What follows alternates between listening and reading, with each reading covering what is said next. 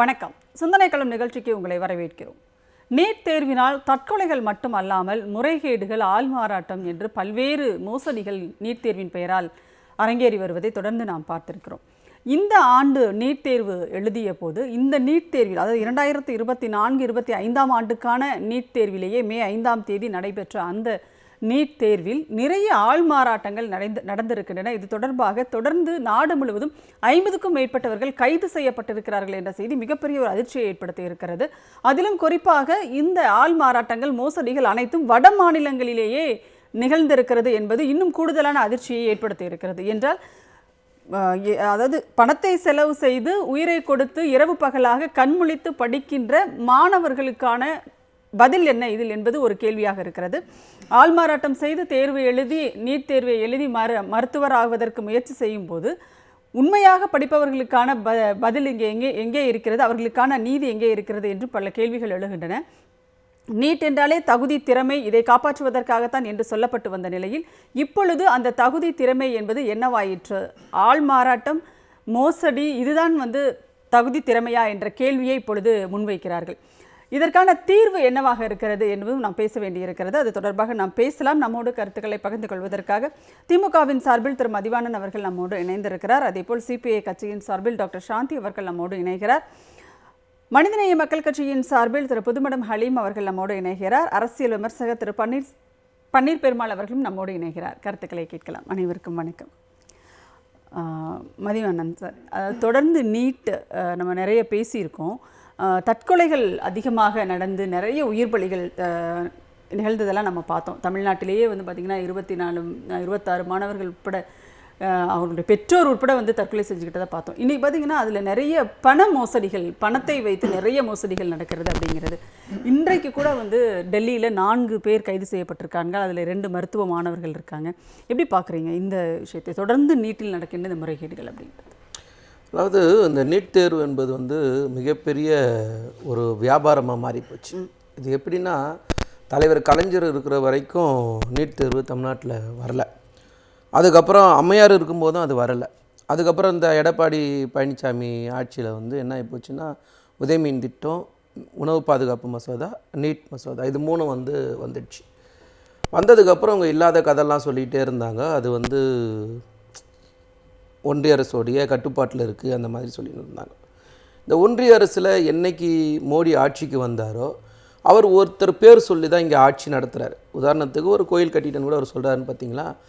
அவருடைய ஆட்சியில் சொல்லப்படுற அந்த கதையிலேயே பார்த்தீங்கன்னா, உத்தரகாண்டம் நினைக்கிறேன், அது 73லேருந்து 76 வரை அந்த பாகத்தில் பார்த்தீங்கன்னா சம்புகன் வதம்னு ஒன்று வரும். அந்த சம்புகன் வதம் எதுக்காகன்னா, சூத்திரன் படிக்கக்கூடாது, தவம் செய்யக்கூடாது. இது 2ம் செஞ்சால் அரசில் துரோகம் பண்ணிட்டாங்க, தர்மம் அழிஞ்சு கெட்டு போச்சு அப்படின்னு சொல்லிட்டு சம்புகனை வதமே அதுக்கு தான் பண்ணுறாங்க. யார் பண்ணுறதுன்னா ராமர் தான் பண்ணுறார். ஸோ அவர் நோக்கம், அவர் பேர் சொல்லி தான் இவங்க ஆட்சி செய்கிறாங்க. ஆர்எஸ்எஸோடைய அஜெண்டாவும் அதே தான்.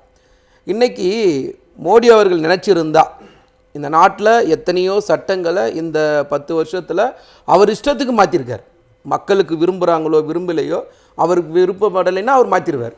ஆர்டிகல் 370 இருக்கலாம், டெல்லி மாநில உரிமை பறிப்பு சட்டமாக இருக்கலாம், இல்லை சிஏஏ சட்டம், இந்த மாதிரியான சட்டங்கள்லாம் உதாரணத்துக்கு நம்ம வச்சுக்கிட்டாலும் அவர் நினச்சிருந்தாருன்னா இதை செஞ்சுருக்கலாம். அவருக்கு அந்த மனசு இல்லை. ஏன் மனசு இல்லைன்னா, அவருடைய தலைமையகம் சொல்கிறது தான் அவர் செய்வார். தலைமையகத்தோட நோக்கம் என்னென்னா, சூத்திரம் கல்வி கற்கக்கூடாது, இதுதான் நோக்கம். இது பேஸை சொல்லிவிட்டு இந்த நீட் தேர்வை பொறுத்த வரைக்கும் பார்த்தீங்கன்னா, அந்த நீட் தேர்வு எக்ஸாமில் ஒரு துணை கண்காணிப்பாளரை கைது செய்கிறாங்க.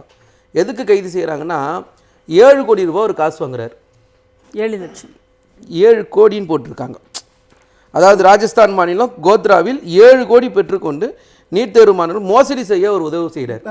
குஜராத் மாநிலம். ஓகேங்களா. அப்போது அவர் என்ன நினைக்கிறாங்கன்னா, அந்த நீட் தேர்வை வச்சு மிகப்பெரிய பண மோசடி நடக்குது. இப்போது இந்த கோச்சிங் சென்டர் மூலம் பார்த்தீங்கன்னு வச்சுக்கலாம், இந்தியா ஃபுல்லாக இருக்க கோச்சிங் சென்டரில் ஒரு 1.5 லட்சம் கோடி டேர்ன் ஓவர் ஆகுது வருஷத்துக்கு. உதாரண மாதிரி தமிழ்நாட்டில் இருக்கிற ப்ரைவேட் கோச்சிங் சென்டர் ஒரு 400 கோச்சிங் சென்டருக்கு கணக்கு போட்டிங்கன்னா கூட ஒரு 5750 கோடி அதில் ஒரு டேர்ன் ஓவர் நடக்குது. சரி, இதெல்லாம் நடத்துகிறாங்க. அதுக்கப்புறம் எக்ஸாம் எழுத போகிறாங்க. எக்ஸாம் எழுத போனால் ஃபஸ்ட் அட்டெம்ப்டில் பாஸ் பண்ணுறவங்க எத்தனை பேருன்னு பார்த்தீங்கன்னா வெறும் 20% கூட கிடையாது ஃபஸ்ட் அட்டெம்ப்டில். செகண்ட் அட்டம்ப்ட், அதாவது மருத்துவ எக்ஸாம் பார்த்தீங்கன்னா 28,849 பேர் எழுதுகிறாங்க. அதில் முதல் அட்டம்ப்டில் பாஸ் பண்ணுறவங்க 9,056 பேர் தான் முதல் அட்டம்ப்டில் பாஸ் பண்ணுறாங்க. மீதி இருக்கிற 19,793 பேர் வந்து 2 அட்டம்ப்ட் 3 அட்டம்ப்ட் பண்ணி தான் பாஸே பண்ணுறாங்க. இதுதான் இன்றைக்கி இதோட புள்ளி விவரமாக இருக்குது. சரி, அதுக்கப்புறம் பார்த்தீங்கன்னா முழுக்க கிராமப்புற மாணவர்கள் கல்வி டாக்டர் ஆகிறத முழுசாக இது வந்து சதைக்குது. ஏன்னா ஒரு பீரியட் வரைக்கும் பார்த்தீங்கன்னா சிபிஎஸ்சி பாடத்திட்டத்தில் படிச்சுட்டு வரவங்க எப்படி இருப்பாங்கன்னா, நம்மளுடைய மருத்துவ சீட்டில் நமக்கு 90% கிடைக்கும், அவங்களுக்கு 2% கிடைக்கும். ஆனால் ஆஃப்டர் இந்த நீட் வந்ததுக்கப்புறம் என்ன ஆகி போச்சு, அவங்களுக்கு 70% சீட்டு கிடைக்குது, நமக்கு 30% சீட்டு தான் கிடைக்குது. ஏன்னா இந்த எக்ஸாம் நடத்துறதே சிபிஎஸ்சி தான் நடத்துகிறாங்க. அந்த எக்ஸாம் நடத்துறதுக்கு அவங்க வசூல் பண்ணுற காசு ஒரு 145 கோடி வசூல் பண்ணுறாங்க. ஒரு 40 கோடி செலவு பண்ணி வருஷம் சிபிஎஸ்சிக்கு அதில் ஒரு 105 கோடி வருமானம் வருது. இப்படி எல்லா வகையிலையுமே நீங்கள் பார்த்தீங்கன்னா ஒன்றிய அரசு தன்னோட கட்டுப்பாட்டில் வச்சுக்கிட்டு எங்கே நினைக்கிறாங்களோ, உதாரணத்துக்கு வந்து பிஜேபி ஆளுகின்ற இந்த ராஜஸ்தான், குஜராத், உத்தரப்பிரதேசம் இந்த மாதிரி மாநிலங்கள்லாம் இருக்குல்ல, இந்த மாதிரி மாநிலங்களில் அதிகப்படியான பணத்தை வாங்கிக்கின்னு அவங்க இஷ்டத்துக்கு பாஸ் பண்ணுவாங்க. நீங்கள் மருத்துவ கட்டமைப்பு தமிழ்நாட்டிலே பார்த்தீங்கன்னா முதல்ல சுருக்கமாக அடுத்தடுத்த நம்ம சுற்றுகளை நிறைய பேசலாம் நம்ம. சரிங்களா சாந்தி மேடம், இந்த தொடரும் நீட் மோசடிகள் அப்படிங்கிறது இன்னைக்கு மிகப்பெரிய பணம் பரிமாற்றங்கள் நடக்கக்கூடிய, பணம் புழங்கக்கூடிய ஒரு இடமாக நீட் தேர்வுகள் அப்படிங்கிறது மாறி இருக்கு இல்லையா? நீட் தேர்வு மாறி இருக்கு, உங்களுடைய பார்வை? இது வந்து பல்வேறு முறைகேடுகள் நடந்து கொண்டிருக்கிறன. எந்தெந்த ஸ்டெப், எத்தனை ஸ்டெப் இருக்கோ அந்தந்த ஸ்டெப்ல எல்லாம் வந்து முறைகேடு நடந்திருக்கு. பாத்தீங்கன்னா நாளே அவங்க மாணவர்களை கூட்டிட்டு வந்துட்டு ஒரு இடத்துல உட்கார வச்சு கொஸ்டின் பேப்பருக்கு ஆன்சர்லாம் சொல்லி மனப்பாடம் சொல்லுங்க அப்படின்னு சொன்னதுல இருந்து ஹால்ல வந்து ஆள் மாறாட்டம் வரைக்கும், அப்புறம் கொஸ்டின் பேப்பர் லீக் ஆகுறது, 4 மணிக்கு போய் வெளில வருது, அப்புறம் திருப்பி ராஜஸ்தான்ல வந்து திருப்பி உட்கார வச்சு எக்ஸாம் வைக்கிறது சொல்ற, இது மாதிரி பல குறைபாடுகள் முறைகேடுகள் நடந்திருக்கின்றது. இதுக்கு அடுத்தபடியாக வந்து இதெல்லாம் இல்லாம டைரக்டா என்டிஏவோட மிஸ்டேக் அப்படிங்கிற மாதிரி வந்து இப்ப தூத்துக்குடியில பல இடங்கள்ல வந்து எக்ஸாம் அந்த பேப்பரே வந்து மாறி இருக்கு. அது தூத்துக்குடியில மட்டும் இல்ல, மேகாலயா போன்ற பல இடங்கள்ல பேப்பரே மாறி இருக்கு, கொஸ்டின் பேப்பர். இதுக்கு வந்து டைரக்டா என்டிஏ வந்து பொறுப்பு எடுத்துக்கணும். இந்த மாதிரி பல முறைகேடுகள் நடந்திருக்கு. எங்கெங்கெல்லாம் பிரச்சனைகள் வரலாமோ அது எல்லா இடத்துலயும் நடந்திருக்கிறது. சோ நீட் வந்து தேர்வு வந்து திணிக்கப்படும் பொழுது என்ன சொன்னாங்க, இது வந்து நாங்க நல்லா பண்ணுவோம், வெளிப்படையா பண்ணுவோம், இடஒதுக்கீடுக்கு பிரச்சனை இல்லாம பண்ணுவோம், முறைகேடு இல்லாம பண்ணுவோம், லஞ்சம் இல்லாம பண்ணுவோம், கேபிடேஷன் ஃபீ இல்லாம பண்ணுவோம் அப்படின்னு சொல்லி சொன்னாங்க. ஆனா அது எதுவுமே வந்து செய்யப்படவில்லை அப்படிங்கறது ரொம்ப ரொம்ப முக்கியமான விஷயம். இது 2024ல மட்டும் நடக்கிற பிரச்சனை இல்ல. 2017ல ப்ரோமெட்ரிக் அப்படிங்கிறவங்க தான் எக்ஸாம் நடத்துறாங்க. என்டிஏ நடத்தினாலும் அது வந்து அவுட் சோர்ஸ் பண்ணி அது ஒரு ஏஜென்சி நடத்துறாங்க. பல ஆண்டுகள் அவங்க தான் நடத்துறாங்க. அந்த ப்ரோமெட்ரிக் ஏஜென்சியே வந்து ஒத்துக்கிட்ட ஒரு விஷயம் என்னன்னா, ஆமா எங்களுடைய சாஃப்ட்வேர் வந்து நீட் பிஜி எக்ஸாம் 2026-17 அந்த டைம்ல சோ எங்களுடைய சாஃப்ட்வேர் வந்துட்டு ஹேக் பண்ணிட்டாங்க அப்படின்னு அவங்களே அக்செப்ட் பண்ணிக்கிறாங்க. ஆக அதுவும் நடக்கும். அப்ப வந்து ஆளை கூட்டிட்டு வந்து பண்றது நடக்கும், உட்கார்ந்த இடத்துல உட்கார்ந்து வந்து சாஃப்ட்வேரை ஹேக் பண்ணி வேற இடத்துல உட்கார்ந்து எக்ஸாம் எழுதுறது நடக்கும் அப்படிங்கிறது. சோ இது மாதிரி பல்வேறு முறைகேடுகள் நடந்து கொண்டிருக்கின்றன. இதுல என்டிஏ வந்து இந்த ராஜஸ்தான் விவகாரத்தை மட்டும் அக்செப்ட் பண்ணிருக்காங்களே தவிர பல முறைகேடுகளை அவங்க ஏற்றுக்கொள்ளவே இல்லை. இது சம்பந்தமாக வழக்கு வந்து சுப்ரீம் கோர்ட்ல நடந்திருக்கு. அவங்க என்ன சொல்லியிருக்காங்க, நாங்க எக்ஸாம் ரிசல்ட்டை வந்து போடுறத வந்து நிறுத்த மாட்டோம், மிச்சதெல்லாம் என்ன நடக்குதுன்னு பார்த்துட்டு உண்மையிலேயே தவறு நடந்திருக்கிறதா அப்படின்னு பார்ப்போம்னு சொல்லியிருக்காங்க. இதுல வந்துட்டு கைப்புண்ணுக்கு கண்ணாடி எதுக்குன்ற மாதிரி அகில இந்திய அளவில் கிட்டத்தட்ட 23 லட்சம் மாணவர்கள் எழுதியிருக்காங்க. சோ அவங்க வெளியில வந்து சொல்லும் போதே தெரிகிறது. சாதாரணமாக இப்ப பேப்பர் அப்படின்னு சொன்னோம்னா அதுல நிறைய சீரீஸ் இருக்கும். பட் எல்லாருக்கும் ஒரே கொஸ்டின் தான். ஃபர்ஸ்ட் கொஸ்டினா எனக்கு இருக்கிறது இன்னொரு கேண்டிடேட்டுக்கு வந்து 200வது கொஸ்டினா இருக்கும், இன்னொரு கேண்டிடேட் 100வது கொஸ்டின் அப்படி மாறி இருக்குமே ஒழிய கொஸ்டின்ஸே வந்து ஆல் டுகெதர் சேஞ்ச் ஆகிறதுலாம் கிடையாது. ஆக அதுவும் நடந்திருக்கிறது. ஆகவே இதுல வந்து தனிநபர்கள் அங்க யாரோ பணத்துக்கு ஆசைப்பட்டு அது பண்ணாங்க, சென்டர்ல இது பண்ணாங்கிறது மட்டுமல்லாமல் என்டிஏ கிட்டயே டைரக்டா குறைபாடு இருக்கிறது, தவறு நடந்திருக்கின்றது அப்படிங்கிறது பாக்குறோம். சோ அப்படி பார்க்கும்பொழுது ஒரு செட் ஆஃப் பேப்பர் ஈஸியா இருக்கு, இன்னொரு செட் ஆஃப் பேப்பர் கஷ்டமா இருக்குன்னா அப்ப கஷ்டமா இருக்கிற ஸ்டூடெண்ட்ஸோட நிலைமை என்ன? சோ இந்த மாதிரியான பல்வேறு பிரச்சனைகள், லஞ்சம், லாவண்யம், முறைகேடுகள் இது எல்லாமே இருக்கு. இது இல்லாம இன்பர்சனேஷன். இப்ப நீங்க நம்ம ஊர்ல பாத்தீங்கன்னா தோட்ட கலட்டு உள்ளாடைய கலட்டு அப்படின்னு சொல்லுவாங்க. பாத்தீங்கன்னா ஆளே அங்க மாறி உட்கார்ந்து தேர்வு எழுதியிருக்கிறதெல்லாம் நடந்திருக்கின்றன. பட் இதெல்லாம் மறுக்கப்பட்டிருக்கிறது. இன்னொரு விஷயம் என்ன சொன்னாங்க, இல்ல நாங்க அங்கங்க பிரச்சனை இருந்தா கூட நாங்க அரெஸ்ட் பண்ணிட்டோம், அதனால அது வந்து ரீ எக்ஸாமோ இல்ல இது ஒரு பிரச்சனையாக சொல்ல முடியாது என்று என்டிஏ கூறுவதை ஏற்றுக்கொள்ள முடியாது. கண்டிப்பா மேம், அடுத்த கட்டமாக நம்ம பேசலாம். ஹலீம் சார், எப்படி பார்க்குறீங்க இதை? அதாவது மேம் சொன்ன மாதிரி தமிழ்நாட்டில் பார்த்தீங்கன்னா ஹேர்பின்லேருந்து கம்மல்லேருந்து தாலி உட்பட அனைத்தையுமே கலட்டி வச்சுட்டு நீங்கள் எக்ஸாம் சென்டருக்குள்ளே போங்க, தலைவிரி கோலமாக நம்ம பிள்ளைகளெல்லாம் அனுப்பினதை பார்த்தோம். அங்கே வந்து ஆளே மாறி உட்காடுறாங்க. அப்போ இந்த பயோமெட்ரிக் எல்லாம் செக் பண்ணுறோன்னு சொல்கிறாங்க, அதெல்லாம் வந்து அங்கே நடைமுறையில் இல்லையா? அப்போ அதான் நீட் இஸ் ஈக்குவல் டு ஊழல் அப்படின்னு சொன்னீங்க. நீட் இஸ் ஈக்குவல் டு நவீன தீட்டு அப்படின்னு நம்ம சொல்லி வரோம். கிட்டத்தட்ட வந்து நீட் என்பதே வந்து ஒரு சமூக சீர்கேடு, ஒரு பெரிய நோய் அப்படி தான் நம்ம சொல்லி வரோம். இரண்டாவது, நம்ம காலங்காலமாக என்ன வந்ததுலேருந்து சொல்கிறோம், நீட் என்பது ஏழை எளிய மக்களுக்கு மருத்துவ கல்வி என்பது ஒரு கனவாக மாறிவிடும். இதெல்லாம் நடந்துக்கிட்டு இருக்கு. நீங்கள் அழகாக சொன்னீங்க. நீங்கள் வந்து இப்போ தமிழ்நாட்டில் நம்ம வந்து மாணவர்களுக்கு அப்படி தலைவிரி கோலமாக பரீட்சை எழுத உள்ளே கூட்டிகிட்டு போகிறாங்க, புர்காவை கூட கலட்டுறாங்க. இப்போ நம்முடைய குழந்தைகள் வந்து அதாவது அழுது கொண்டே உள்ளே போகின்ற காட்சியெல்லாம் பார்க்குறோம். ஆனால் வட இந்தியாவில் இன்றைக்கி எப்படி நடந்திருக்கிறது, ஒரு பரீட்சை பேப்பர் 20 லட்சம் விற்றுருக்காங்க. பாஜக ஆளுகின்ற மாநிலங்களில் தான் இந்த துயரம். ராஜஸ்தானில், குஜராத்தில், பீகாரில், மத்திய பிரதேசத்தில், முக்கியமாக இந்த 4 மாநிலங்களும் இன்றைக்கி ஒரு பெரிய சீர்கேடு.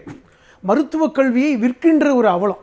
நம்ம கல்வியை வந்து இந்த சமூகம் வந்து நம்ம வந்து பெண்கள் கல்வி கற்க வேண்டும் என்று இந்த சமூகத்தை ஒட்டுமொத்த இந்தியாவிற்கு பெரிய போராட்டம் நடத்தியது தமிழகம். இன்னும் சொல்லப்போனால் மருத்துவ கல்வியை வந்து டாக்டர் முத்துலட்சுமி ரெட்டி புதுக்கோட்டை சமஸ்தானத்தை சார்ந்தவர் எவ்வளோ பெரிய போராட்டம் நடத்தி இந்தியாவிலேயே முதல் பெண் மருத்துவராக வந்தார் என்கிற வரலாறெல்லாம் நம்ம படிச்சிருக்கிறோம். ஆனால் இன்றைக்கி எளிதாக மருத்துவம் படிப்பது என்பதே வந்து வசதி படைத்தவர்கள் தான், ஏழை எளிய மக்கள் படிக்க முடியாது. அனிதா போன்ற சகோதரிகள்லாம் தற்கொலை தான் பண்ணணும். +2 வரைக்கும் இவ்வளோ மார்க் எடுத்தவர்கள்லாம் வாய்ப்பு இல்லை, ஜஸ்ட் பாஸ் பண்ணால் போதும், நீங்கள் நீட் அட்டன் பண்ணால் போதும், அந்த நீட்டையும் நீங்கள் விலை கொடுத்து வாங்கி விடலாம். இன்றைக்கி ஒரு விஷயம் சொல்கிறாங்க, நீட்டிற்காக இந்திய அளவில் பெற்றோர்கள் தங்களுடைய வருமானத்தில் 12 விழுக்காடை செலவழிக்கிறதா சொல்கிறாங்க. அது ஒரு புள்ளி வரும்.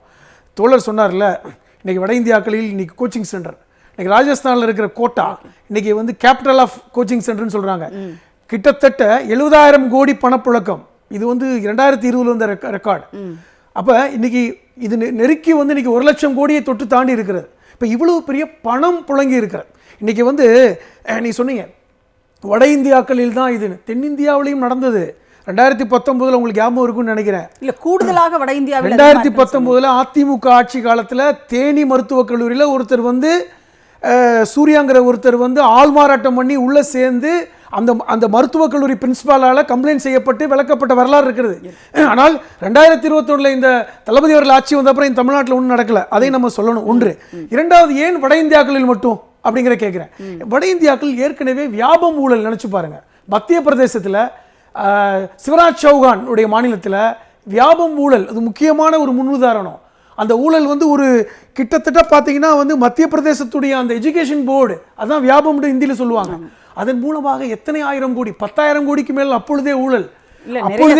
மர்மமான கொலைகள், மாணவர்கள் கொல்லப்பட்டாங்க. இதெல்லாம் மர்மமாக இருக்கிறது. நீதிமன்றமே வந்து பார்த்தீங்கன்னா அது போய் உச்ச நீதிமன்றம் சிபிஐலாம் போனால் கூட இன்னும் வரைக்கும் அது தீர்க்கப்படலை. இப்படிப்பட்ட ஒரு சூழலில் இன்னைக்கு நீட்டும் அதே போன்று வியாபம் ஊழலை போன்று இன்னைக்கு விஸ்ரூபம் எடுத்திருக்கிறது. அதுதான் முக்கியம். இன்னைக்கு பெரும் பணம் உடையவர்கள் மருத்துவராகலாம், ஏழை எளிய மக்கள் மருத்துவராக முடியாது. அது யார் வேணாலும் மருத்துவராகலாம். அதான் முக்கியம். ஒரு ஜஸ்ட் நீங்கள் நீட்டில் பாஸ் பண்ணால் போதும், அதற்கும் நீங்கள் வந்து கொஸ்டின் பேப்பரை கொடுத்துட்றாங்க. ஒரு பேப்பருக்கு 20 லட்சம் ரூபாய். அப்படி தானே இன்னைக்கு பிடிச்சிருக்காங்க ராஜஸ்தான்லையும் குஜராத்லையும். கண்டிப்பாக நம்ம பேசலாம். அதை நீங்கள் சொன்ன மாதிரி யார் வேணுமானாலும் மருத்துவராகலாம். அது 2 விதமாக இருக்குது. தமிழ்நாட்டில் வந்து யார் வேண்டுமானாலும் மருத்துவராகலாம் +2 மதிப்பெண் அடிப்படையில் அப்படிங்கிறது ஒரு பக்கம் இருந்தது. நீங்கள் சொன்ன மாதிரி பணம் இருந்தால் போதும் யார் வேண்டுமானாலும் மருத்துவராகலாம் அப்படிங்கிறது இது எவ்வளோ பெரிய ஒரு வேறுபாடாக இருக்குது அப்படிங்கிறது பேசும். பன்னீர் பெருமாள் சார், இப்போ இந்த நீட் மோசடி அப்படிங்கிறது, தற்கொலைகள் அதிகமாக இருக்கிறது, பண புழக்கங்கள் அதிகமாக இருக்கிறது, பண மோசடிகள் அதிகமாக இருக்குது, ஆள்மாறாட்டம், இப்படி மொத்தமாக இருக்கிற இந்த நீட் தேர்வை தான் வந்து அவர்கள் தகுதி திறமைன்னு சொல்லிட்டு தொடர்ந்து அதை விடாமல் பிடிச்சிக்கிட்டே வராங்க. எப்படி பார்க்குறீங்க இப்போ இருக்கிற சூழல்? அதாவது நீட் தேர்வு வந்தப்போ அதுக்கு எதிராக தமிழ்நாட்டில் தீவிரமான போராட்டங்கள்லாம் நடந்துச்சு. இந்த போராட்டங்கள்லாம் நடந்த காலகட்டத்தில் நீட் ஆதரவாளர்கள், பாஜக ஆதரவாளர்கள்லாம் பேசுனது தகுதியை மேம்படுத்த போகிறோம், பணத்தை குறைக்கும், ஏழைகளுக்கு வாய்ப்பு கிடைக்கும், இந்த போராட்டமே தனியார் மருத்துவக் கல்லூரிகளுடைய ஆதரவில் நடக்குது அப்படின்லாம் பேசிக்கிட்டே இருந்தாங்க. ஆனால் இன்றைக்கி இவ்வளோ பெரிய ஊழல்கள் ஒவ்வொரு ஆண்டும் வெளியே வருது. தோழர் சொன்ன மாதிரி 2019 ஒரு தனியார் கோச்சிங் சென்டரில் நடத்தின ரைடில் 100 கோடி ரூபாய் கணக்கில் வராத பணத்தை வந்து பிடிச்சாங்க. இப்போ அதெல்லாம் நடக்கிறப்ப இந்த ஆதரவாளர்கள்லாம், நீட் ஆதரவாளர்கள்லாம் எங்கே போனாங்கன்னு தெரியல. ஒவ்வொரு முறையும் இந்த வியாப ஊழல் மாதிரி தான். ஒரு ஆளக்கூடிய பாஜக அரசு, டெஸ்டிங் ஏஜென்சி, இந்த மாதிரி தனியார் மருத்துவக் கல்லூரிகள், தனியார் ஏஜென்சி, இவங்க 4 பேரும் கூட்டு சேர்ந்து லட்சக்கணக்கான கோடிகளை கொள்ளையடிக்கிறாங்க. அதில் வந்து இவங்க இந்த மாதிரி ஏழை மாணவர்களை பலி கொடுத்து பணத்தை பெற்றுக்கொண்டு இதெல்லாம் நடத்துகிறாங்க. இந்த இந்தியன் எக்ஸ்பிரஸில் ஒரு செய்தி வருது, இந்த 10 ஆண்டுகளில் இது மாதிரி 41 தேர்வுகளில் வட இந்தியாவில், குறிப்பாக ராஜஸ்தான், மத்திய பிரதேசம், குஜராத், பாட்னா, பீகார் இந்த பகுதிகளில் 41 தேர்வுகளில் இதே மாதிரி தேர்வு தாள்களை லீக் பண்ணுறது, கொஷினை முன்னாடியே கொடுக்கறது, முன்னாடியே கோச்சிங் கொடுக்கறது, இந்த ஊழல்களை பண்ணியிருக்காங்க. கோச்சிங் சென்டரில் இருந்து வரக்கூடியவங்க அந்த தேர்வு ஏஜென்சியோட தொடர்போடு அங்கே என்ன பண்ணுறாங்க அப்படின்னா, உனக்கு தெரிஞ்ச ஆன்சரை எழுது, மீதி அப்படியே விட்டு மீதியை அவங்க ஃபில் பண்ணிக்கிறாங்க. இந்த ஊழல்கள்லாம் இப்படியெல்லாம் நடந்திருக்கு. பேப்பரை வாங்கிட்டு நான் தெரிஞ்சதை மட்டும் எழுதி கொடுத்தா மீதியை அங்கே கோச்சிங் சென்டர் சார்பாக அந்த டெஸ்டிங் ஏஜென்சி சேர்ந்தவங்க ஃபில் பண்ணி கொண்டு வர்றாங்க. இப்போ இப்படி லட்சக்கணக்கான பணத்தை ஊழல் பண்ணி வரக்கூடிய அந்த மருத்துவ மாணவர்கள் தகுதியானவர்கள், தரத்தை மேம்படுத்தும் அப்படின்லாம் நம்மக்கிட்ட கதை விட்டுக்கிட்டே இருந்தவங்க எல்லாரும் ஒவ்வொரு ஆண்டும் இந்த மாதிரி வெளியே வர்றப்ப அமைதியாக இருக்காங்களே, அது ஏன்? அப்போ ஒவ்வொரு முறையும் இந்த நீட் தேர்வு ஊழல்கள் வெளியே இப்போ நீங்கள் ஆள்மாறாட்டம் செய்து மருத்துவ தேர்வு, நீட் நுழைவுத் தேர்வு எழுதுறாங்க அப்படின்னா, அப்போ மருத்துவராக யார் வருவாங்க? ஆள்மாறாட்டம் செய்து எழுதியவர் வருவாரா, அல்லது ஏற்கனவே விண்ணப்பித்தவர் வருவாரா? யார் மருத்துவராக வருவார்ன்றதே ஒரு பெரிய விண்ணப்பித்தவர் மருத்துவராக வர்றாரு, அவர் தேர்வை ஆள்மாறாட்டம் பண்ணி எழுதுறாரு. இவரெல்லாம் மருத்துவ தேர்வை எப்படி எழுதுவாருங்கிறது நமக்கு ஒரு கேள்வி வருது. ஆள்மாறாட்டம் பண்ணி பணம் கொடுத்து மருத்துவ தேர்வும் இதே மாதிரி எழுதி ஒருத்தர் வந்து மருத்துவராக உட்கார்றாரு அப்படின்னா அவரை நம்பி மக்கள்கள் போகணும் அப்படிங்கிறத ஒரு தரமானது அப்படின்னு நம்மகிட்ட பிரச்சாரம் பண்ணாங்க. கண்டிப்பா. அதாவது நீட் தேர்வில் ஆள்மாறாட்டம் தொடங்கி அடுத்து MBBSல ஆள்மாறாட்டம் வரைக்கும் போச்சுன்னா மக்களோட உயிருக்கு என்ன பாதுகாப்பு இருக்கு? ஏன்னா இவங்க 41 தேர்வுகளில் இதே மாதிரி பண்ணியிருக்காங்க. ஸ்ட்ரக்சராகவே பீகாரில் பிடிப்பட்டவங்க இதுக்கு முன்னாடி இதே மாதிரி பல டிஆர்பி தேர்வு, ராஜஸ்தான் தேர்வுகளில் இதே மாதிரி பண்ணியிருக்காங்க. நர்சிங் தேர்வில், எய்ம்ஸோடைய நர்சிங் தேர்வில் இதே மாதிரி ஊழல் பண்ணியிருக்காங்க. அப்போ நர்சிங் தேர்வில் ஊழல் பண்ணுறவங்க MBBS தேர்வுலையும் பண்ணுவாங்க. அப்போ இது வந்து ஒரு ஸ்ட்ரக்சராக ஒவ்வொரு ஆண்டும் நடக்கக்கூடியது. இப்போ நமக்கு இன்னொரு முக்கியமான கேள்வி என்ன வருது அப்படின்னா, இந்த நீட்டுக்கு ஆதரவாக அங்கே பேசிக்கிட்டே இருந்தாங்கல்ல, அவங்களுக்குலாம் இந்த ஊழலில் தொடர்பு இருக்குது. ஏன்னா அதனால தான் இந்த இதுக்குள்ளே வரக்கூடிய பணம் லட்சக்கணக்கான கோடி, இதில் வரக்கூடிய இந்த ஒவ்வொரு 100 கோடி ஒரு கோச்சிங் சென்டர்லேயே பிடிபடுது அப்படின்னா இதை ஆதரித்து பேசினவங்களுக்கு இதில் என்ன கொடுக்கப்பட்டுச்சு? ஏன்னா இதை எதிர்த்து ஒரு ஒரு குழந்தை பரீட்சை எழுதி பாஸ் ஆகி வர முடியலைன்னு இறந்து போன அந்த குழந்தையை கொச்சப்படுத்தி இவங்க பேசினாங்க. அதை தமிழ்நாட்டில் நடக்கக்கூடிய ஒவ்வொரு மரணத்தையும் ஆதரித்து அந்த எதிர்த்து பேசினாங்க. இதுக்கு பின்னாடி பெரிய பணம் இருக்குது அப்படின்னு பேசினாங்க. ஆனால் உண்மையிலேயே பெரிய அளவில் பணம் வந்து இந்த நீட் தேர்வு ஆதரவாளர்கள் பக்கம்தான் புழங்கியிருக்கு. அது இந்த ஊழல்கள் வழியாகவும் புழங்கியிருக்கு அப்படிங்கிறது தெள்ள தெளிவாக ஒவ்வொரு ஆண்டும் வருது. 2017, 18, 19 இப்போ வரைக்கும் ஒவ்வொரு ஆண்டும் வருது. அப்போ இந்த நீட் ஆதரவாளர்களுக்கு இதில் தொடர்பு இருக்கா அப்படிங்கிறது உங்கள் விவாதமாக மாற்றப்படும். கண்டிப்பாக. திரு மதிவாணன், இப்போ உயிரே போனாலும் நீட் தேர்வை ரத்து செய்ய முடியாது அப்படின்னு இங்கே இருக்கிற பாஜகவினுடைய தலைவர் வந்து சொல்கிறாரு. அது தேர்தல் பிரச்சாரத்திலேயே வந்து சொல்கிறாரு. அப்போ அந்த உயிரே போனாலும் அப்படிங்கிறதுல யாருடைய உயிர் போனாலும் அவங்களுக்கு கவலை இல்லை அப்படிங்கிற ஒரு கேள்வி இருக்குல்ல? இல்லை, உயிரெலாம் போக வேண்டிய அவசியம் கிடையாது. மோடியை வீட்டுக்கு அனுப்பிச்சிட்டா பிரச்சனை தீர்ந்துடும் சிம்பிளாக. ஏன்னா இப்போ இந்தியா கூட்டணியோட தேர்தல் அறிக்கையில் தெளிவாக சொல்லியிருக்கு, நீட் கியூட் தேர்வுகள்லாம் வந்து மாநில உரிமைகளில் கொடுத்துருவோம், அவங்க தேவைப்பட்டால் எக்ஸாம் நடத்திக்கலான்னு சொல்லிட்டு. ஆனால் இந்த பேச்சு வருது பார்த்தீங்களா, இதுதான் நான் முதல்ல சொன்ன அந்த கதைக்கும் இதுவும் டேலி ஆகும். அந்த ஆணவம் நாக்பூர் ஹெட் குவார்ட்டர் சொல்கிறாங்கல்ல, அந்த ஹெட் குவார்ட்டர்ஸோடைய ஆளாக தான் அவர் இங்கே இருக்கார். அப்போ அவர் என்ன பண்ணுறாருன்னா, அந்த ஆணவத்தோட வெளிப்பாடாக உயிரே போனால்ன்றது வார்த்தையை பயன்படுத்துகிறாரு. நீங்கள் உயிரெலாம் உங்களுக்கு தர வேணாம், நீங்கள் வீட்டுக்கு அனுப்பிச்சிடுறோம், நாங்கள் மாற்றிக்கிறோன்றதுல நாங்கள் ரொம்ப தெளிவாயிட்டோம். தமிழ்நாட்டை பொறுத்த வரைக்கும் சுகாதாரத்தை வந்து இந்த ஒன்றிய அரசு நம்ம கற்றுக்கொள்ள வேண்டிய அவசியமே கிடையாது. இன்றைக்கி பார்த்தீங்கன்னா 38 அரசு மருத்துவமனைகள் இங்கே இருக்குது. அதே மாதிரி 34 தனியார் மருத்துவமனைகள் இருக்குது. இது இந்தியாவிலேயே எந்த மாநிலத்திலையுமே இந்த அளவுக்கு வந்து மருத்துவமனைகள் கிடையாது. அதே மாதிரி பார்த்திங்கன்னா தமிழ்நாட்டில் 10,000 பேருக்கு 18 டாக்டர் இருக்காங்க. ஆனால் இந்திய அளவில் பார்த்திங்கன்னா 10,000 பேருக்கு 8 டாக்டர் தான் இருக்காங்க. அதே மாதிரி தமிழ்நாட்டில் 10,000 பேருக்கு 45 செவிலியர்கள் இருக்காங்க. இந்திய அளவில் 10,000 பேருக்கு வெறும் 22 செவிலியர் தான் இருக்காங்க. அதே மாதிரி பார்த்திங்கன்னா தமிழ்நாட்டில் 4,285 உடல்நல சுகாதார மையங்கள் நம்ம வச்சுருக்கோம். அதே மாதிரி 27,215 பேருக்கு ஒரு சுகாதார மையங்கள் தமிழ்நாட்டில் இருக்குது. ஆனால் இந்திய அளவில் பார்த்திங்கன்னா 32,884 பேருக்கு தான் ஒரு சுகாதார மையமே இந்த அரசாங்கம் வச்சுருக்கு. ஸோ எப்படி பார்த்தாலும் எல்லா வகையிலையும் நாம் கட்டமைச்சு வச்சுருக்கிற நம்மளுடைய இத்தனை வருஷம் உழைப்பு இருக்குல்ல, அதெல்லாம் நீங்கள் ஈஸியாக வந்து வட மாநிலத்தை சேர்ந்தவங்களுக்கு எடுத்து கொடுத்துன்னு இருக்கீங்க. அப்போ நம்மளோட உழைப்பு, நம்ம போட்ட வரி பணம், நம்ம செலவு பண்ணதுலாம் இருக்குல்ல, அதெல்லாம் என்ன கணக்கு? அப்படின்னு பார்த்தா இந்த ஒன்றிய மோடி அரசு இருக்குல்ல, இந்த மோடி அரசு ஆட்சிக்கு வந்ததுக்கப்புறம் எல்லாத்தையுமே காவிமயமாக மாற்றிட்டாங்க. அந்த காவிமயமாக மாற்றினதுல தான் அவங்களுடைய அஜெண்டா என்னன்னா சூத்திரர்கள் படிக்கக்கூடாது. ஸோ படிக்கக்கூடாது, மருத்துவம் பார்க்கக்கூடாது, திரும்ப புராண கதைகள்லாம் சொல்லுவாங்கல்ல, இப்படி பிறந்தாரு அப்படி பிறந்தாருன்னு ஒரு கதையெல்லாம் சொன்னார் பாருங்க மோடி அவர்கள். நான் அதை டீப்பாக சொல்ல விரும்பலை, ஏன்னா தேர்தல் நேரமாக இருக்கிறதுனால அந்த கதைகளெல்லாம் நான் முழுசாக சொல்லாமல் அங்கங்கே துண்டு துண்டாக சொல்லிட்டு போகிறேன். ஏன்னா இவங்க என்ன பண்ணுவாங்க நமக்கு தெரியும். நம்ம ஒரு விதத்தில் சொல்லுவோம், அவங்க ஒரு விதத்தில் அதை திரிக்க பார்ப்பாங்க. அதனால அவர் ஒரு மெடிக்கல் மதுரை பாம்பேல போயிட்டு ஆரம்பிக்கும் போது எப்படின்னு சொல்கிறாருன்னா, முதல் டெஸ்ட் யாருன்னு சொன்னால் ஒருத்தர் கதையை சொல்கிறாரு அவர். அதெல்லாம் பிளாஸ்டிக் சர்ஜரி. அப்போ அவர் என்ன மனநிலையில் இருக்காருன்னு பாருங்க. இந்த நாட்டுடைய பிரதமர் இந்த மாதிரி மனநிலையில் வாழ்ந்தா மக்களுக்கு அவர் என்ன சொல்லி கொடுப்பாரு? அப்போ அதான் பிரச்சனை. அப்போ இங்கே யாரை மாற்றணும்னா இந்த பிரதமரை மாற்றணும். இந்த பிரதமரை எப்படியா ஜூன் 4ஆம் தேதி வீட்டுக்கு அனுப்பிச்சிட்டோம்னா நம்ம மக்களுக்கு என்ன தேவையோ அதை நாம் கட்டமைச்சிக்கலாம். மாநில உரிமைகளில் இந்த கல்வி வந்துட்டாலே இந்த பிரச்சனைகள் எல்லாம் தீர்வு வந்துடும். உடனே எல்லாரும் என்ன சொல்லுவாங்க, இது அப்போ நடந்து இப்போ நடந்து. காலத்தின் தேவையை கருதி தான் எல்லாமே மாறும். இன்றைக்கி இது தேவை, நம்ம மாற்றுறோம். அதில் எந்த மாதிரி மாற்று கருத்துமே இருக்க முடியாது. அதே மாதிரி பார்த்திங்கன்னா தமிழ்நாட்டில் உள்ள சுகாதார மையங்கள் இருக்குல்ல, இது 89% வந்து 24 மணி நேரமும் செயல்படுது. ஆனால் இந்திய அளவில் பார்த்தீங்கன்னா 40% சுகாதார மையங்கள் வந்து 24 மணி நேரம் செயல்படுது. அப்போ எல்லா வகையிலையுமே நீங்கள் இந்த டேட்டாஸை கொடுத்தா ஒரு பெரிய பட்டியலே இருக்குது. இந்த நாட்டில் இருக்கிற மாநிலங்கள்லேயே நம்பர் 1 மாநிலமாக தமிழ்நாடு இருக்குது. அதுக்கு காரணம் இந்த திராவிட மாடல் ஆட்சி. இந்த திராவிட மாடல் ஆட்சி நம்ம சுதந்திரம் வாங்குறது கட்டமைச்சிருக்கோம். நீங்கள் ஈஸியாக எங்களோட மாணவர்கள் படிக்க வேண்டியது, எங்கள் கிராமப்புற மாணவர்கள் படிக்க வேண்டியதெல்லாம் எடுத்து நீங்கள் உயர் வகுப்பினருக்கு கொடுக்குறீங்க. அதன நோக்கம் வேறு என்ன நோக்கமாக இருக்க முடியும்? ஒரு மிகப்பெரிய வியாபாரம் பண்ணுறீங்க, இந்த கார்ப்பரேட் நண்பர்களை வாழ வைக்கிறீங்க. இதில் 1.5 லட்சம் கோடி டர்ன் ஓவர்னுமோ நீங்கள் யோசிச்சு பாருங்கள் எவ்வளோ பெரிய பணம்ன்றது.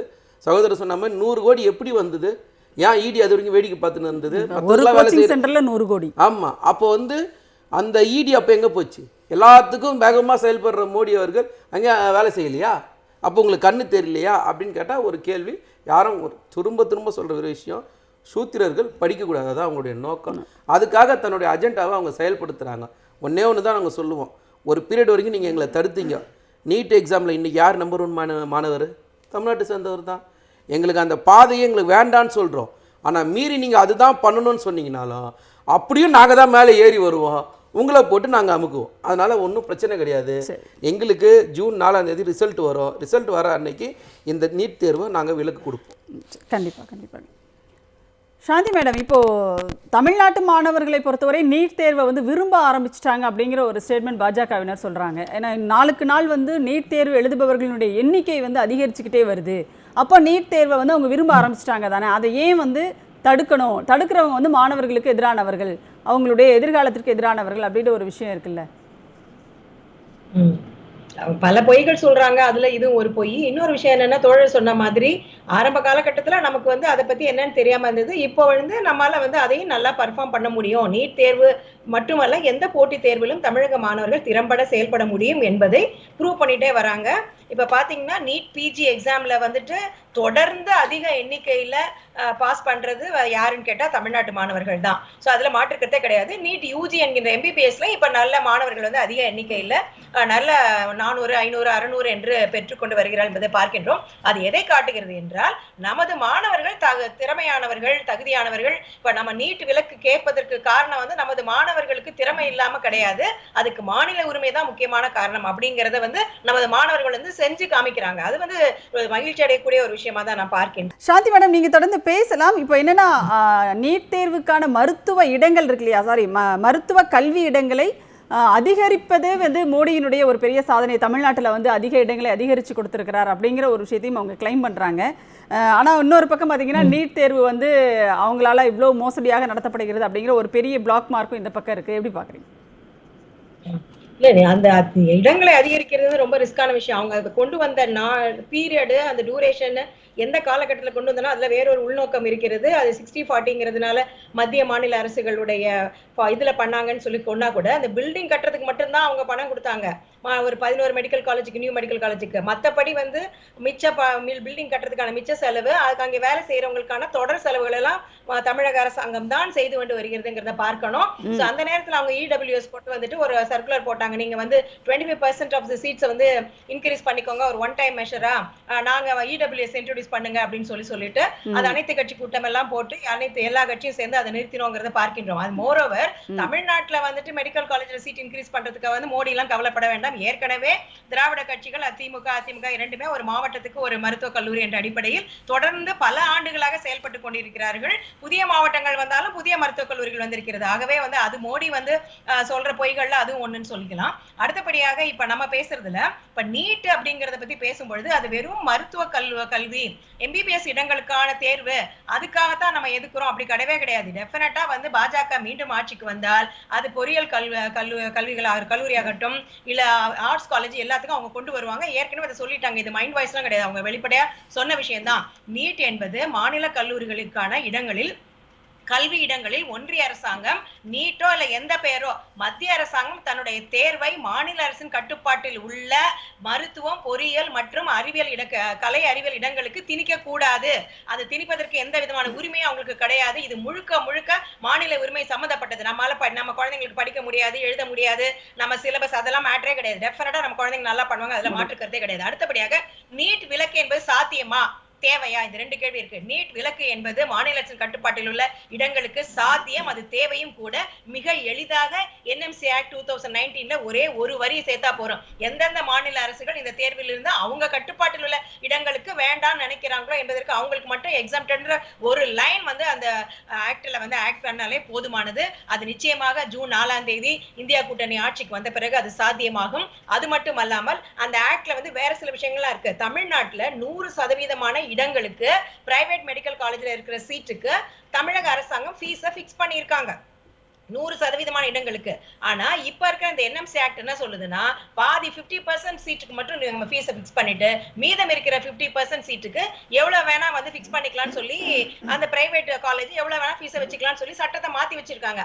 ஆனா தமிழ்நாட்டுல எப்படின்னா 65% சீட் வந்து நமக்கு கொடுக்குறாங்க பிரைவேட் மெடிக்கல் காலேஜஸ் கவர்மெண்ட் கோட்டாக்கு. சோ அப்படி இருக்கும்போது பாதி சீட்டுக்கு மட்டும் ஃபீஸை ஃபிக்ஸ் பண்ணா போறோம் அப்படிங்கறதெல்லாம் எப்படி? சோ இது வந்து இந்த வழக்கு வந்து நிலுவையில இருக்கு. இது சம்பந்தமா நான் வந்து முதல்வர் அவர்களுக்கு என்ன சொல்ல விரும்புறேன்னா, ஏற்கனவே வந்து சட்டம் வந்துட்டு போட்டுட்டு 50% சீட்டை வந்து கவர்மெண்ட் என்ன ஃபீஸோ அந்த ஃபீஸை கொடுக்கணும்னு சொல்லியிருக்காங்க.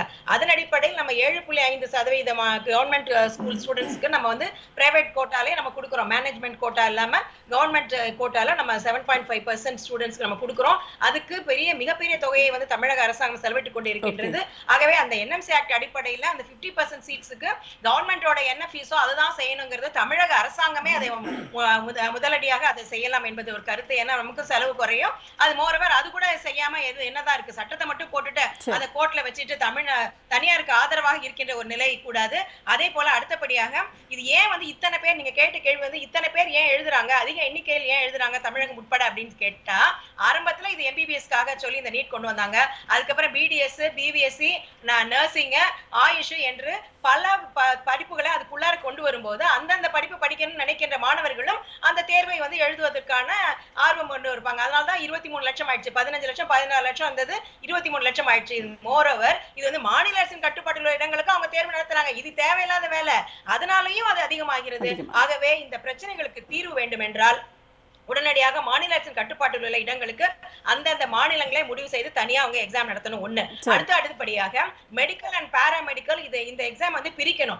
பாராமெடிக்கல் ஒரு பிசியோதெரபி படிக்கணும்னு ஆசை இருக்கிறவங்க பாராமெடிக்கல் எக்ஸாம் எழுதிட்டு போவாங்க. சோ எல்லாத்துக்கும் சேர்த்து ஒரே தேர்வு, ஒரே நாடு, ஒரே தேர்தல், ஒரே மொழிங்கிற மாதிரி அப்படி பண்ணும் பொழுது இவங்களுக்கு அதிக எண்ணிக்கையில் மாணவர்கள் வரும்போது இவங்க அதிகமா பணம் சம்பாதிப்பதற்காக வழியா இருக்கிறது. இந்த தேர்வு நடத்துறதை அவங்க பணம் சம்பாதிக்கத்தான் செய்கிறார்கள். அதனாலதான் நெக்ஸ்ட் தேர்வு என்ற தேர்வை கொண்டு வருகிறார்கள். மாண்புமிகு முதல்வர் அவர்கள் அதை தீவிர எதிர்த்து நெக்ஸ்ட் தேர்வை எதிர்த்து வந்து சொல்லியிருக்காங்க. ஏன்னா உள்ள வரதுக்கு நீட், வெளியில வரதுக்கு நெக்ஸ்ட் என்று கூறி மீண்டும் மீண்டும் பணம் சம்பாதிப்பதற்கான வழிமுறை மட்டுமல்லாமல் மாநிலத்துக்கான உரிமையே இல்லாமல் ஒட்டுமொத்தமான உரிமையையும் கல்வியில் ஒன்றிய அரசாங்கம் எடுத்துக்கொள்வதற்கான நடைமுறை இது வன்மையாக கண்டிக்கத்தக்கது. கண்டிப்பா மேடம் பேசுவோம். நம்ம ஹலீம் சார், இப்போது இவ்வளவு பணம் மோசடிகள் நடக்கிறது, ஆள்மாறாட்டம். ஒரு இன்றைக்கு கைது செய்யப்பட்ட, டெல்லியில் கைது செய்யப்பட்ட மாணவர்கள் வந்து ஒவ்வொருவரும் 40 லட்சம் 30 லட்சம் சொல்லிட்டு வாங்கியிருக்காங்க ஆள்மாறாட்டம் செய்து தேர்வு எழுதுவதற்குன்னு பார்க்குறோம்.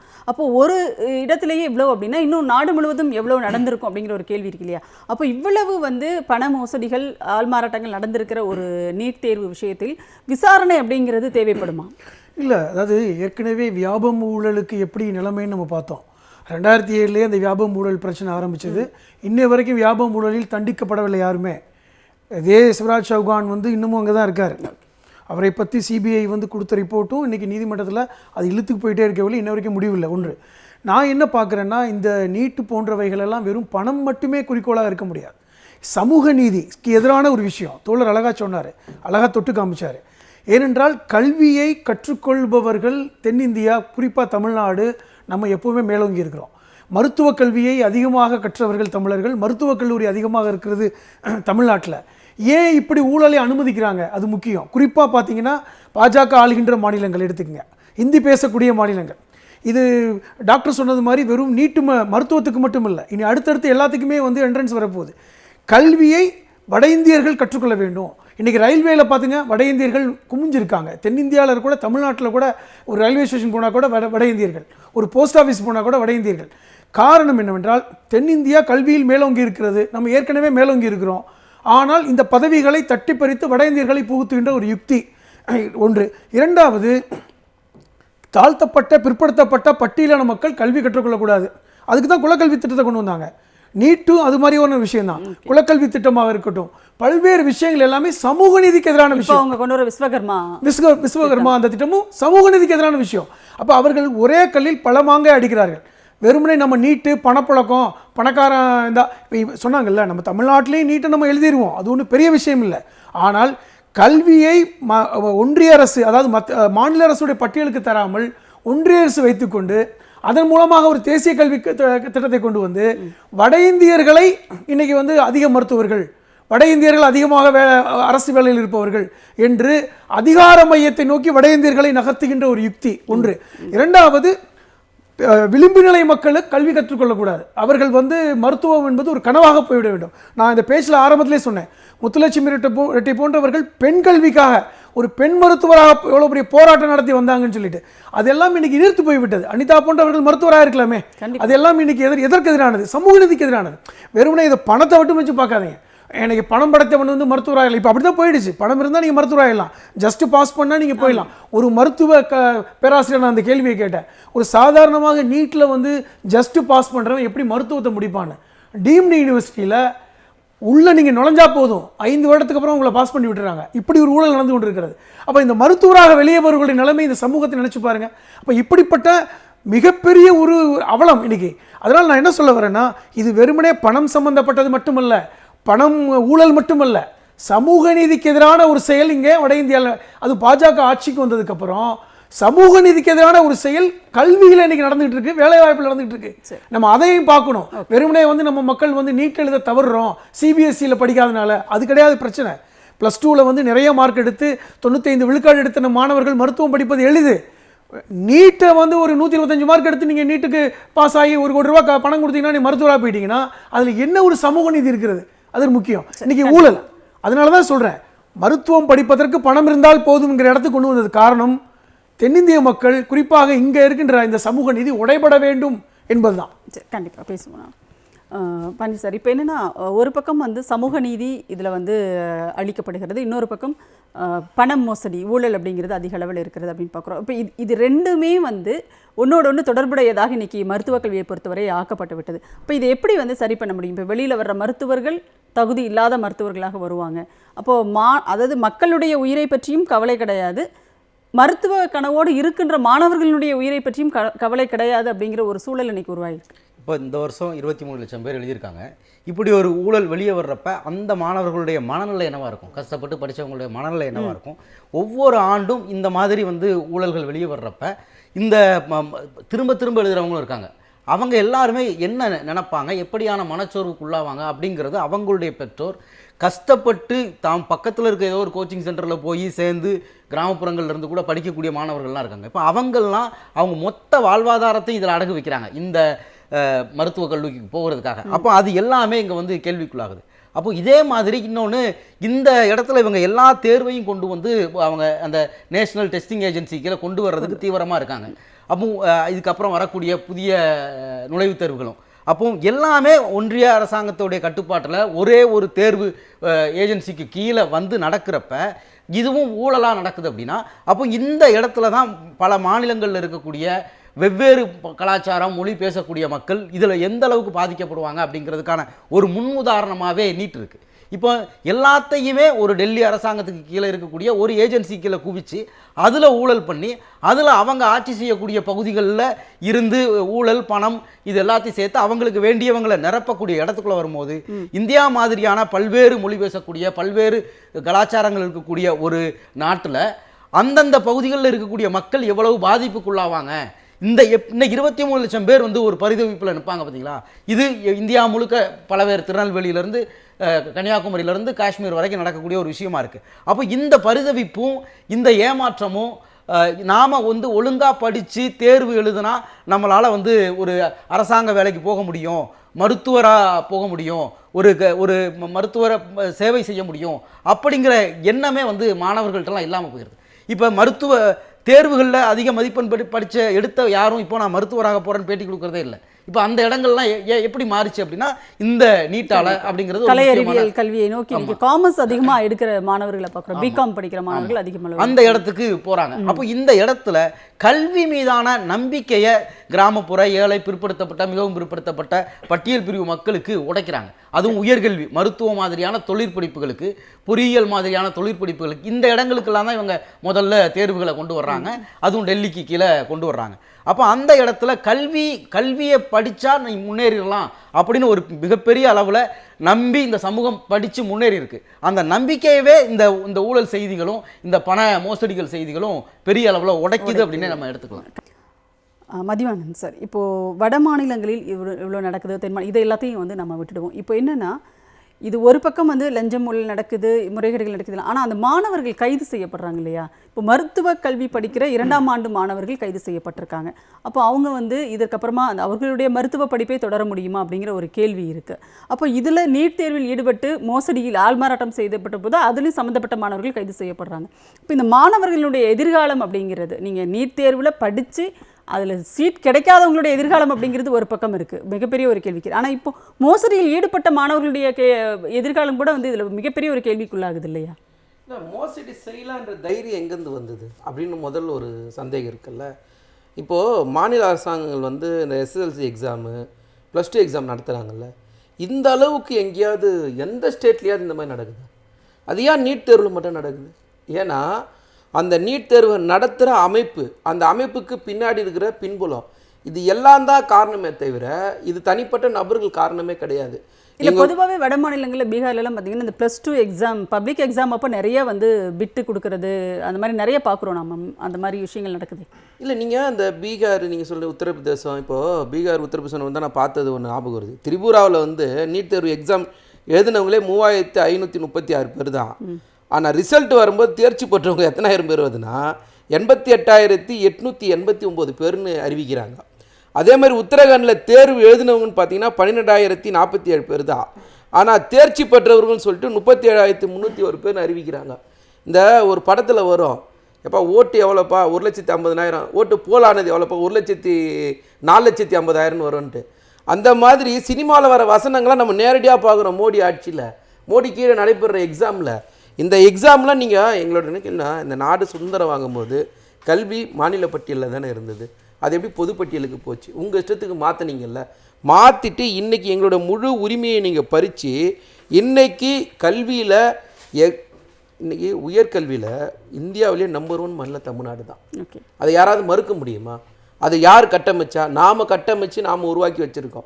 சகோதரி சொன்ன மாதிரி இன்றைக்கி வந்து நீட் எக்ஸாம் தான் வழின்னா நாங்கள் அதை எழுதி எங்களால் பாஸ் பண்ண முடியும்.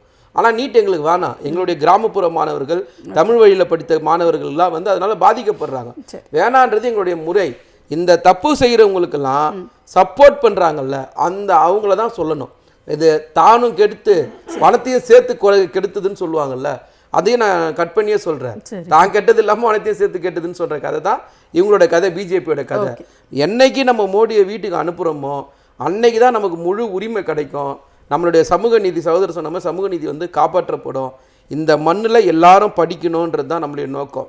கல்வி, வேலைவாய்ப்பு, சுகாதாரம், இந்த மூணும் எல்லாருக்கும் கிடைக்கணும்.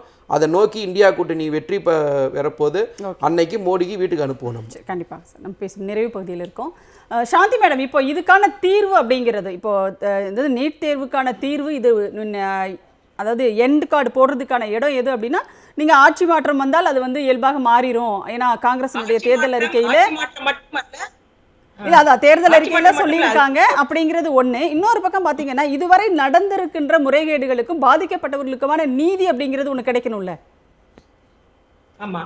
அதற்கு முறையான வந்துட்டு ஒரு அமைப்பு வந்து காவல்துறையோ அது சரியான ஒரு நீதித்துறையோ வச்சு அது பண்ணணும். இன்னொரு முக்கியமான விஷயம் என்ன அப்படின்னா, நீட் நீ எவ்வளவுதான் இவ்வளவு எக்ஸாம் எழுதினாலும் கடைசியில அந்த மார்க் கட் ஆஃப் 0% ஆக்கி இது நெகட்டிவ் மார்க் வாங்கினவங்க 0 மார்க் வாங்கினவங்க சீட்டு கொடுக்குறாங்கல்ல, சோ அது எந்த கணக்குல சேர்க்கிறது? ஆகவே உடனடியாக தனியார் நிகர்நிலை பல்கலைக்கழகங்களுக்கும் தனியார் மருத்துவ கல்லூரிகளுக்கும் உள்ள ஃபீஸை வந்து ஃபிக்ஸ் பண்ணணும், அப்பர் ஃபிக்ஸ் பண்ணணும். அந்த மாதிரி ஃபீஸை ஃபிக்ஸ் பண்ணாம இருக்கிறது தனியாருக்கு மிக மிக ஆதரவா இருக்கு. அது வந்து அது அவங்க கொழுத்து போறதுக்கு வசதியா இருக்கு. ஆகவே எங்கெங்க பிரச்சனை இருக்கு, முக்கியமான பிரச்சனை டீம்டு யூனிவர்சிட்டியும் பிரைவேட் காலேஜஸோட ஃபீஸை ஃபிக்ஸ் பண்ணணும்.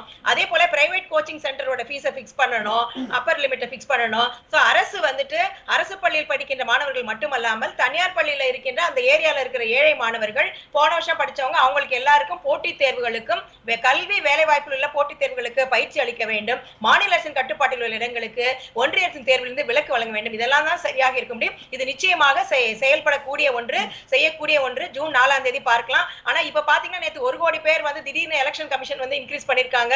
ஆகவே அங்கேயும் ஒரு பெரிய முறைகேடு நடக்கிறதோ என்ற அச்சமாகவும் ஐயமாகவும் இருக்கின்றது. இருந்தாலும் நல்லது நடக்கும் என்று நம்புவோம். ஆட்சி மாற்றம் ஏற்பட வேண்டும், ஏற்படும் என்று நம்புவோம். அதன் அடிப்படையில் நீட் சம்பந்தமான, கல்வி சம்பந்தமான அனைத்து விதமான பிரச்சனைகளும் சரி செய்யப்படும், மாநில உரிமைகள் காக்கப்படும். கண்டிப்பா கண்டிப்பா மேம். நன்றி. ஹலீம் சார், உங்களுடைய நிறைவு கருத்து. கல்வி வந்து மாநில பட்டியலுக்கு வர வேண்டும். இது நம்ம நீண்ட நாளாக கோரிக்கை வைத்துக்கிட்டு இருக்கோம். அது ஒரு கன்கரண்ட் லிஸ்ட்ல இருந்து மாநில பட்டியலுக்கு வரணும். அதை வந்து இந்தியா கூட்டணியில் தெளிவாக சொல்லியிருக்காங்க. யாருக்கு நீட்டு வேணுமோ வச்சுக்கோங்க, தேவையில்லாத மாநிலங்கள் நீட்டை விலக்கிக் கொள்ளலாம், அந்த தீட்டு வேண்டாம் அப்படின்னு நினைக்கிறவங்க. இப்போ அதுபோன்று கல்வியை வந்து, ஏன்னா இந்தியாவில் கல்வி என்பது ஒவ்வொரு மாநிலத்துக்கும் ஒவ்வொரு விதமாக இருக்கிறது. தமிழ்நாட்டில் இருக்கின்ற கல்வி திரிபுராவில் கிடையாது, பீகாரில் இருக்கிற கல்வி கேரளாவில் கிடையாது. அப்போ கல்வி வந்து மாநிலத்துக்கு மாநிலம் வேறுபடுகிறது. அப்போ கல்வியை அந்தந்த மாநிலத்துக்கு உட்பட்டு கொண்டு வர வேண்டும் ஒன்று. இரண்டாவது என்பது, இந்த நீட் என்பது நீங்கள் சொன்ன மாதிரி ஜூன் 4 நிச்சயமாக அது ஒரு முடிவுக்கு எண்டு கார்டு போடப்படும் அப்படிங்கிறத மாற்றுக்கிறது இருக்க முடியாது. நாம் இது மட்டுமல்ல, பல்வேறு சமூக நீதிக்கு எதிரான பல்வேறு விஷயங்களுக்கும் ஒரு முடிவுரை ஜூன் 4 எழுதப்படும் என்கிற நம்பிக்கையோடு நான் என்னுடைய கருத்தை முடிச்சுக்கிறேன். கண்டிப்பாக. பன்னீர் சார், உங்களுடைய நிறைவு கருத்து. இந்த ஜூன் 4 ஆட்சி மாற்றம் நிகழ்ந்த பிறகு அவங்க ஏற்கனவே கொடுத்த அந்த வாக்குறுதிகளில் சொல்லியிருக்கிற மாதிரி நீட் தேர்வை ரத்து பண்ணுறது மட்டும் இல்லாமல் இந்த கடந்த ஆண்டுகளில் நடந்த முழு முறைகேடுகளையும் முறையாக விசாரித்து அதில் யாரெல்லாம் சம்மந்தப்பட்டிருக்கா, அதுக்கு பின்னாடி இருக்கக்கூடிய, ஏன்னா ஒவ்வொரு ஆண்டும் இவ்வளவு பெரிய ஊழல்கள் நடக்கிறது அப்படிங்கிறது வெறும் இந்த சின்ன சின்ன நிறுவனங்கள் மட்டும் பண்ணிட முடியாது.